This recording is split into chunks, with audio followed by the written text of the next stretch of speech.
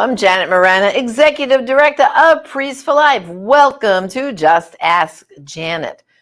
Well, do you know what is the most dangerous three little words in China? It's called "it's a girl." Did you ever think that phrase, "it's a girl," would be so dangerous? But in China, it is. So right now, I'm going to show you a video about how to save these baby girls in China. And when we come back, I have a special guest who's really going to unpack the tragedy of this one-child and now two-child policy in China. So let's take a look at Save the Girls.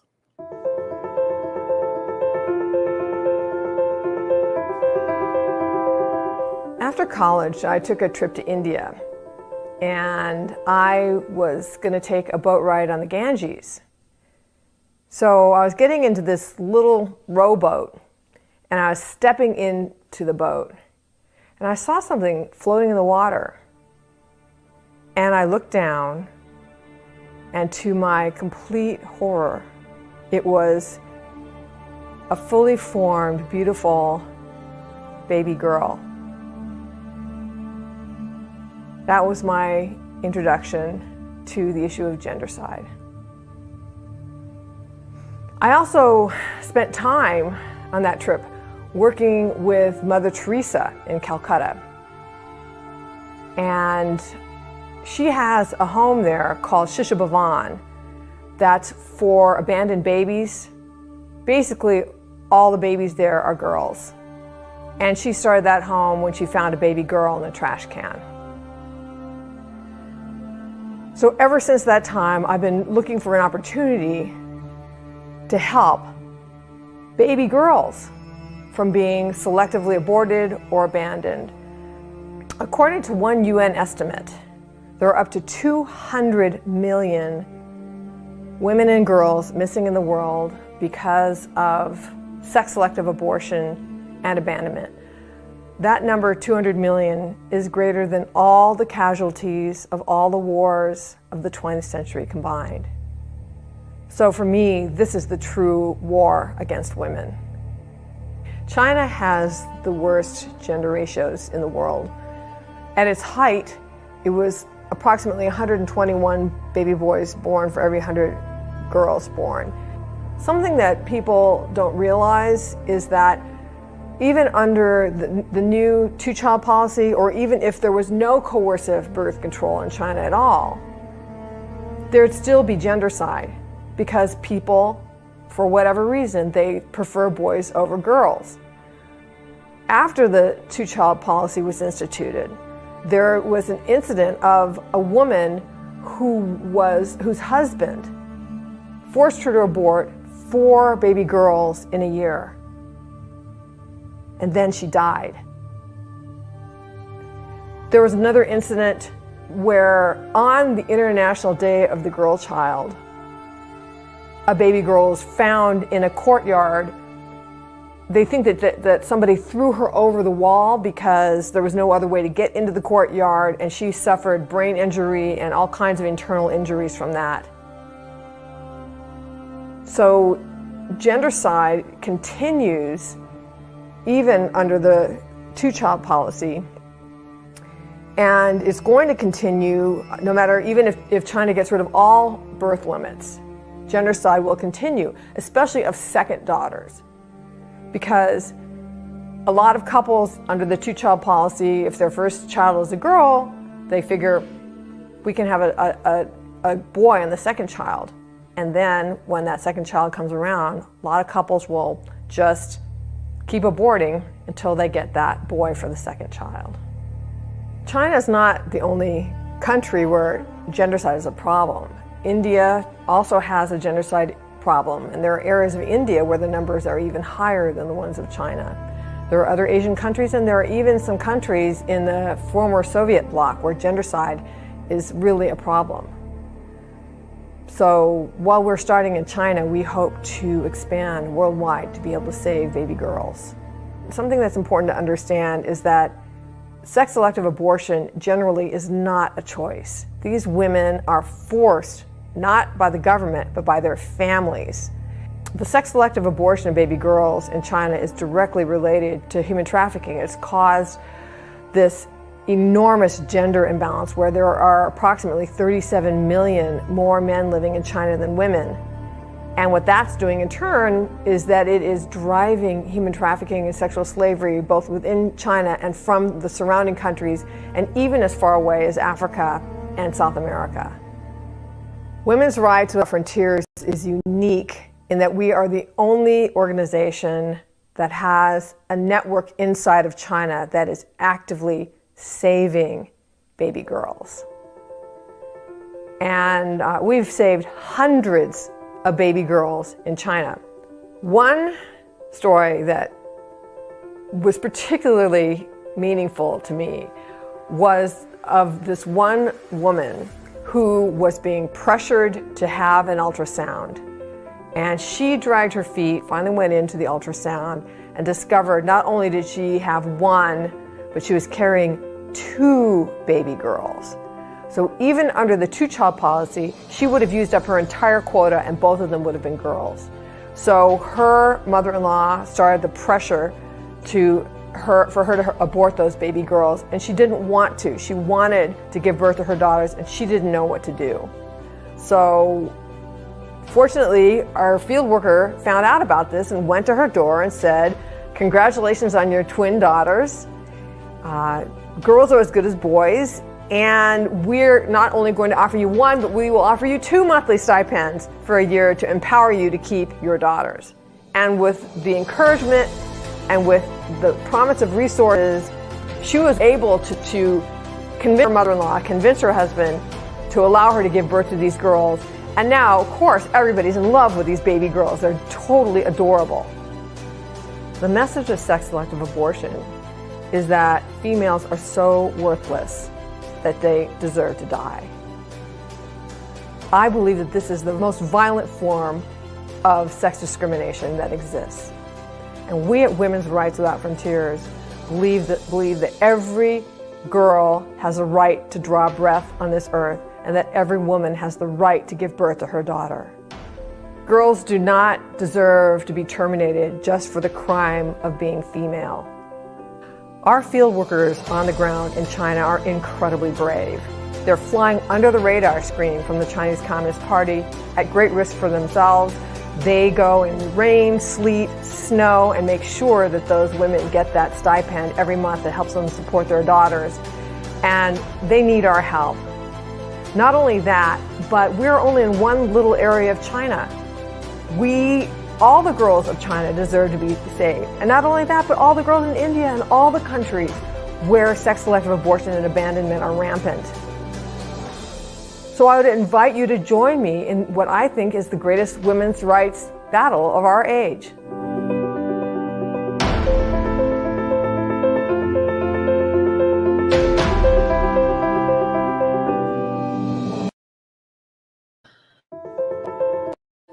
Shocking, right? Well, we're going to discuss more right now with my guest, which is my dear friend Reggie Littlejohn, and she is the president and founder of Women's Rights Without Frontiers.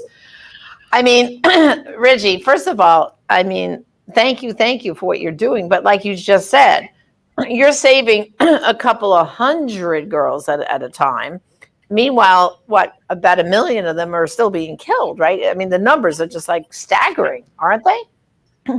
Well, Janet, we've saved hundreds of baby girls in China, and we would love to be able to save many, many more. But it's all a matter of resources, and it's also a matter of finding field workers who are willing to take on this work. So we are the only organization in the world that is able to save any baby girls in China, because the work is very, very dangerous for the field workers.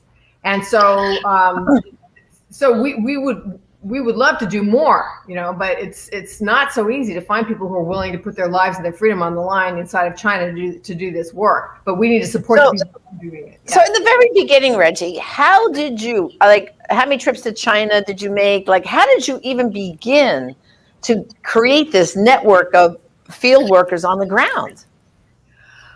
Well, I went to China in the 80s, and this is before I started doing this work. And my husband and I took an expedition to Western Tibet, and we saw a very brutal crackdown, or we saw the results of a very brutal crackdown of the Chinese government against the Tibetans. And at that time, I said, if I ever have the ability to tell the world the truth about this government, I will do it. Then I worked with Mother Teresa in Shishavavan and saw her work on behalf of baby girls. And it just really touched my heart. And then fast forward, I went to Yale Law School. I became an attorney and became aware of forced abortion in China. Forced abortion and forced sterilization. I represented a refugee who had been forcibly aborted and sterilized in China. And so that was in the mid 90s. And that's where I became aware of this. I knew that China had a one-child policy, but I did not know it was enforced or forced abortion, including up to the 9th month of pregnancy. So Right. I left the practice of law and founded this organization. And now we are saving baby girls. And as you know, we are also saving widows in China, but we can talk about that some other time. I know. And Reggie, I've known you for quite a few years, and I've been following your work. I think one of the most horrific pictures that you had was of one of these Chinese women. She was literally strapped down to a bed and forcibly aborted. And that baby was, I think, she was either the 7th, 8th month. This baby could have lived outside the womb. And then they forcibly aborted her, and there was that aborted baby now killed, laying next to her in the bed. I always, that image, Reggie, has always stuck in my mind. And I remember you saying to me, well, Janet, that's happening every day in China. That's every day. See, this is the thing. The Chinese government is a brutal totalitarian regime. And if you dare to talk to Western media or expose their atrocities, you will be persecuted. Your whole family will be persecuted terribly. And so the only people who are willing to expose these things, like she allowed her husband to take that photograph, she allowed him to post it, is basically she didn't care whether she lived or she died. And that also is the way that I was able to expose these atrocities. And the first time I testified before Congress is there was a man and his wife, and she had been forcibly aborted at, I think it was 7 months. Right. And they were so emotionally shattered by that experience that they together made the decision that they did not care whether they would live or whether they would die. And he went to all the surrounding villages and documented horrific late-term forced abortions, including one in which the woman died because she was forcibly aborted at 9 months, and got that information out into the United States, and it came into my hands. And that was where I was able to blow out of the water the Chinese lie that the one-child policy was voluntary. It's completely coercive. Right.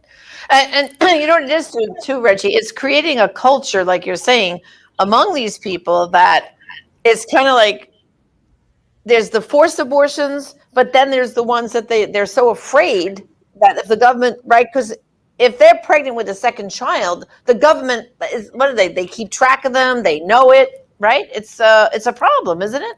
Right. So that's right. But it's moved to a 2-child policy so people can have a second child. So now we're talking about a third child. And there was a Radio Free Asia article that came out, I think it was last fall, that said that according to an official Chinese government statistic, last year that there were 8 million abortions of so-called extra children, out-of-plan children. Those would have been third children or women who were not married. So what you're saying is, let's say those 8 million people, some of them might have walked into the abortion clinic themselves under their own power, because if you have an illegal pregnancy, you have a choice. You can either walk in yourself, or you can have the police, break down your doors and drag you in. And some women just decide that they'll go in themselves, but that's still a forced abortion. Now, something I need to mention, Janet, is that news has come out just in the last 6 months of tremendous forced abortion in the Xinjiang province of the Uyghur people. and interning them in basically what amounts to concentration camps, forced sterilizations as well. So this and Secretary of State Pompeo on his last day in office officially declared this to be genocide. So this is still happening in China today. Unbelievable. So now, so Reggie, let's say a woman, like you just said, they either go in voluntarily or they get dragged in to abort that baby. What happens now because you have some good stories there that little baby girl twins are adorable. The field workers you find contacts this couple and says, okay, don't abort these babies. We're going to give you some, like a stipend every month to help you with your bills. But then what stops the government from finding out, oh, you kept 2 baby girls? Like, what kind of protection is there? Thank you for asking that question. And it's important for me to clarify. There are 2 kinds of abortions that we are addressing in China. One is a forced abortion by the government if you are pregnant without permission. And so that would be a government enforced forced abortion. And that's what's happening in Xinjiang a lot. But then there are other abortions that I would also consider to be forced abortions, but they are not done by the government. They're done by the family. So, so these would be legal pregnancies. Most of the babies that we're supporting are legal pregnancies. We have a few third children, but what happens is that a couple and we're in the countryside, and I can't tell you where because I need to protect, the field workers. But so a couple will have a girl for the first child. Usually that's not an issue. It's when you have a girl for the second child and they want a boy for that second child. And so then they want to either abort or abandon or give away, whatever. That it's usually the husband and his parents that are pressuring the wife to abort or abandon her baby girl. And what we do is we go to her door. So we've got field workers, and these are not Americans. These are people who are from those villages, right? Local people. Right. Go to her door and say, congratulations on your baby girl. Girls are as good as boys. And we will enable you to keep your baby girl by giving you this a monthly stipend for a year. So, and so what that does is it doesn't just pay the expenses. It enables the mother of the daughter to go to her mother-in-law and to her husband and say, look, I can't abort. I can't abandon this baby girl. She's a lucky girl. She's already bringing money into the family. So it gives her like negotiating power to keep her daughter. And we've had a very high success rate with that. That's amazing. Imagine that you have to negotiate to let your baby girl breathe air.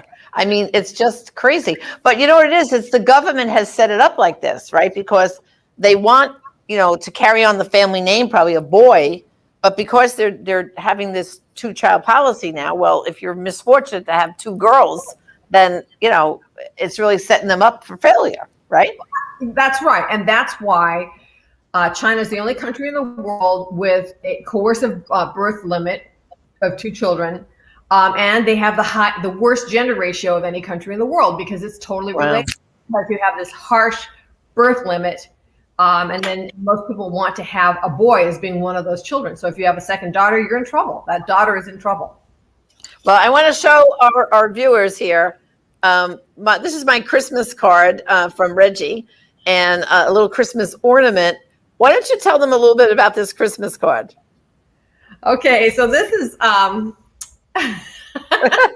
You have it too. Yeah, I sent it to you and I kept a copy. So okay. We send these out to people who are either, donors or VIPs, for the organization, who help the organization in other ways. And what we do is every year we profile one girl. And this year, or 2020, was a girl that we said her name was Iwan. We don't say the real names of these girls, we don't want to protect them. But her story is pretty typical. So she was a 2-month-old baby girl when our field workers found out about her situation. And so her father's father, her paternal grandfather, had a botched cataract surgery, so he was blind. And so then he was so angry about being blind because he could no longer do field work that he had to be on blood pressure medication because he was used to being somebody who was, a good farmer and contributing to the family. And now he was disabled. So this family and she had an older sister.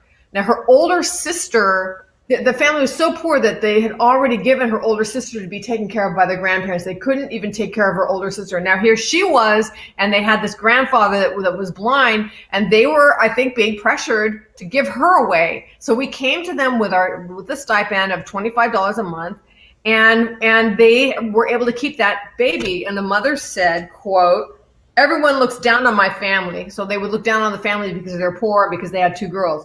"Everyone looks down on my family, but God sent an angel to help me." So there's so many people in China that we are angels, that our field workers are angels. Yeah. And at great risk to themselves.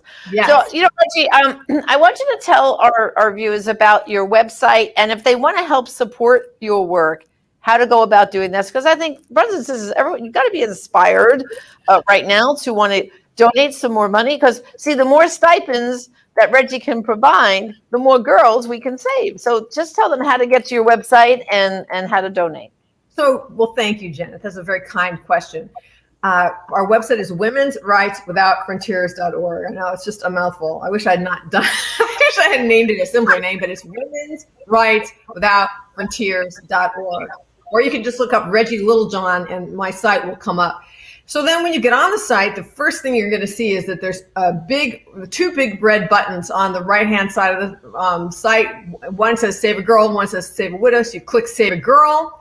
And then when you click Save a Girl, you can see the video that Janet just showed. And then you can see a little bit more about what we do. And then you can donate. And, you can donate, make a one-time donation, or you can make a monthly donation and help us save girls. But please write Save a Girl in the memo so that we know that you want it to be restricted. And then that money goes into a separate bank account that's only for our work in China, saving girls and saving widows. Right. Well, I have to tell you, Reggie, when this taping is over, I'm going to have to go there and donate. I have to make it be a monthly donor. I have to save the girls. Too. We can donate to each other. That's right. That's right. I just want you to go back. We only have a few minutes left, but I want you to just go back for a minute because you also mentioned in that video that India has also a problem. But in India, there's not a policy like in China where the government is doing it. In India, from what I know, it's more cultural, isn't it? Right. It's a cultural thing. Right. So they both have the cultural thing of son preference. Right. China has the one-child policy, which is the coercive low birth limit that really drives sex-selective abortion. India has a dowry system, and that also drives sex-selective abortion because girls are so much more expensive than boys. So in India, and by the way, this is illegal in India. The dowry system is illegal, but people do it anyway, especially in the countryside. That a family in the countryside knows that when a young girl becomes marriage age, that they're going to have to pay a dowry to the boy's family. So that dowry, it depends on the income of the family. For some families it might be a cow. For wealthier families it might be a Mercedes Benz or a yacht. But they're going to have to cough up a dowry to get her married. And whereas if they have a son, they're going to receive a dowry. Right. So that also is something that causes people to want to selectively abort the girls. And we are dying to get into India. We have partners that want to work with us in India. And we were all set to go to India in April, and then the pandemic hit and we had to cancel the trip. So at this point, I was supposed to have been in India. So please, for your viewers, to pray that God will open the door to India, and also pray for our field workers that God will, in China, that God will continue to hide them under the shadow of his wing, because that's really important. Oh, yeah, absolutely. Because, if the government ever found out what they were doing, they would be arrested. That would, and maybe even killed. Right. I mean, that's where you have to understand that things are so bad in China that these people are literally putting their lives and their families' lives on the line. Is that correct? I think it is correct, and I'm just in awe of them. I know people love to say, "Oh, Reggie, you're so brave," and whenever somebody says that to me, it's just like, I am nothing compared to the field workers. They are the brave ones. I mean, I tell people I'm an advocate. I raise the money to run the program, but they are the ones that are putting their freedom on the line, at least to do this work. Yeah. Well, I tell you, we will keep you, of course, Father Frank and I always keep you in our prayers. And I think it's just amazing the work you do over in China. I mean, and then also, too, just real briefly, you also adopted 2 Chinese girls, didn't you? You and your husband. Well, we didn't adopt them, because it's not legal to do international adoptions where the kid has 2 parents that they know exactly who they are. But we did raise Annie Zhang. She's the daughter of Zhang Lin, it was a very famous activist in China, a dissident. And he was criticizing the Chinese government, and they jailed and tortured him repeatedly and could not silence him. So when they couldn't silence him, even trying to kill him, they kidnapped Annie out of her 4th grade classroom and put her and her father under house arrest. She was known as China's youngest prisoner of conscience, and very brave people in China, 4 or 5 of whom were detained and some of whom were tortured, helped Annie get out of China, and we helped get her to the United States. And we raised her from age 10 to almost age 18, and now she's graduated from high school and applying to colleges, and so she's doing great. And she played piano in Carnegie Hall. Did you know that? Yes, I did. Yeah. I mean, and here, I mean, is her father still alive, or did they? Yeah, we were able to help him come to the United States. And so he's here, and he's got a Chinese language YouTube channel where he continues to expose the atrocities of the Chinese Communist Party. So he's here, and he's continuing his activist work. And then didn't you have another daughter that you raised as a daughter come also? Well, so Annie's older sister came with her to drop her off, and her intention was to go back to China, but then things got so difficult in China that she decided to stay here, and she is doing great. I mean, both of the girls came as Chinese atheists, materialists, right? And we brought them to the San Jose Chinese Catholic Mission. They both accepted the Lord. I was there. I was their sponsor when they were baptized, along with my husband, who converted from being a Methodist to being a Catholic. And it was the greatest Easter that I've ever had in my life.